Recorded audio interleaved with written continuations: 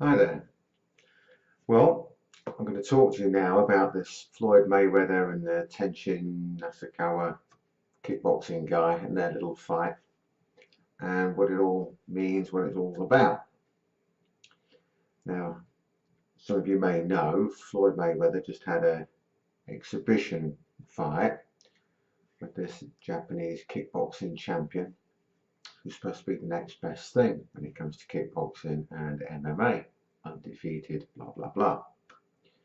Now, as I understand it, originally Floyd was under the impression that this was an exhibition fight, and then found out that the Rizin people, their idea of exhibition is slightly different in so much as it's still a real fight, but it's an exhibition, it's an event, it's an amazing thing, rather than our version of exhibition where you're not trying to actually hurt each other.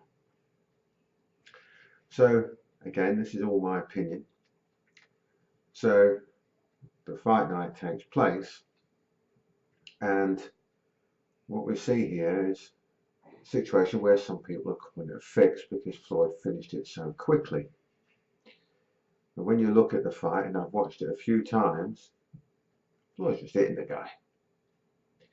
Now, then people are starting to compare that guy's performance, lasting one round, getting knocked down 3 times, to the performance of Conor McGregor and how amazing he did to go 10 rounds. Stop right there. Okay. This is where everyone has been duped, and they don't realise they've been duped.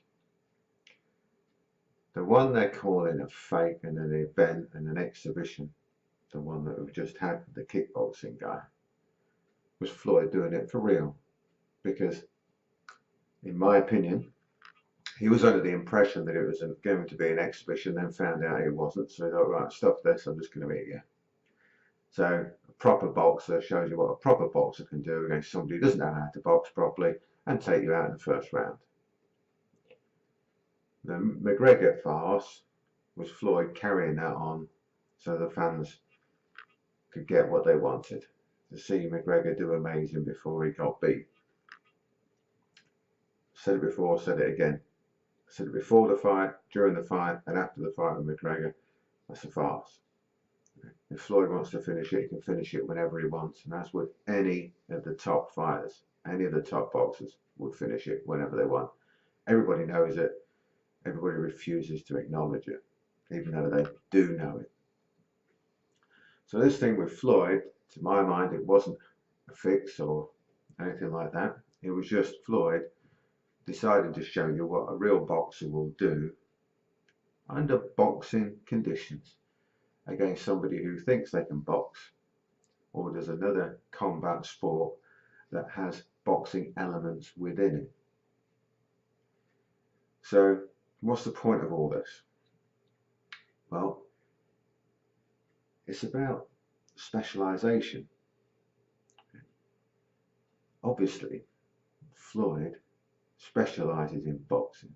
It's what he's done all his life, and he's proven himself to be the best out there over the last 20 years. Simple as that. He's beaten everybody they put in front of him. He's beaten 23, I think, world champions. His resume is just ridiculous. He's still got the haters everywhere. They say he runs, he does this, and he doesn't. Have you ever seen anybody stand in the pocket against the likes of the people he stood in the pocket against and just stop everything and counter them?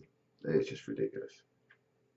Yeah. No matter who he beats, they're either too young, too old, past it, on the way up, this, that, and that. It doesn't matter. Whenever he fights them, it's the wrong time. Even though somebody else will fight them later or whatever, and they weren't past it when they fought them, or they weren't too old when they fought that one, or whatever. The haters will hate no matter what. He's done what he's done. So it's this specialization. Okay. So it's a bit like this.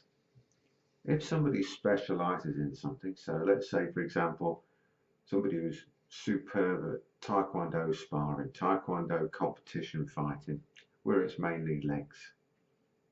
and you've got a world champion at that. Now, I've known several of them. Amazing kickers. Will make you look like an idiot, even if you can kick pretty good. You might be able to destroy them when it comes to boxing, full contact kickboxing, Thai boxing, MMA, whatever.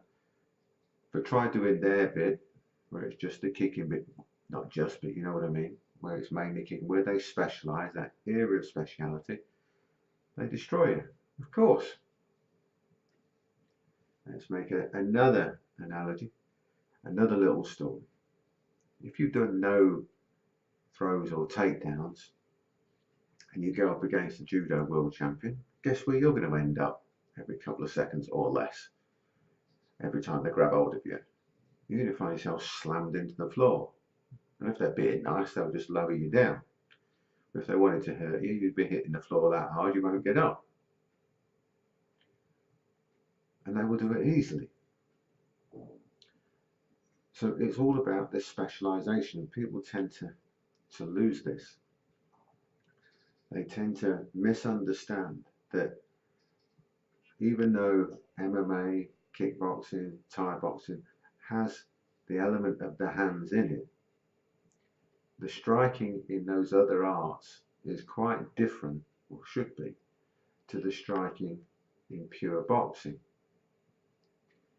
The footwork, the defensive movements, the timing, all sorts of things change, and they change quite dramatically. So when you're used to certain distances and timing and movements and things like that, and all of a sudden you're up against something completely different, which it is, from kickboxing to boxing, you're in a whole heap of trouble.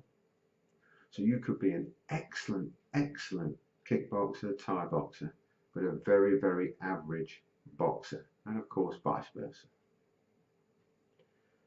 So this specialisation is very important when you start looking at these things that seem to be happening, and probably we'll get more of people going from one discipline and fighting another because of what happened with McGregor and Floyd and this tension.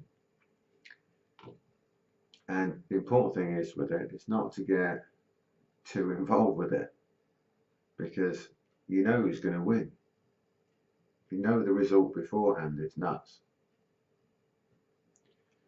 So you have to be aware of all of this specialisation. So now we come back to your own training. What are you training for? Well, if you're a sports fighter, you might be specialising in certain areas. Great. If you're doing your own martial art, whatever, traditional art for example, you may be learning very, very many different areas, different katas and forms and the kumite and the basics, etc. You may not be specialising in one particular area, you might be trying to grow as a whole. If it's purely for self-defence, then the specialisation doesn't really come into it too much, because you're looking to finish a situation as quickly as possible, as we all would be in a self-defence situation. But you will be training differently to those people who specialise. So you've got to be aware of that in your own training. Are you specialising, or are you doing something more general? So it's something to ponder on. Anyway, I've rattled on for far too long. Hope you could bear listening through to the end. And thank you very much, and see you soon.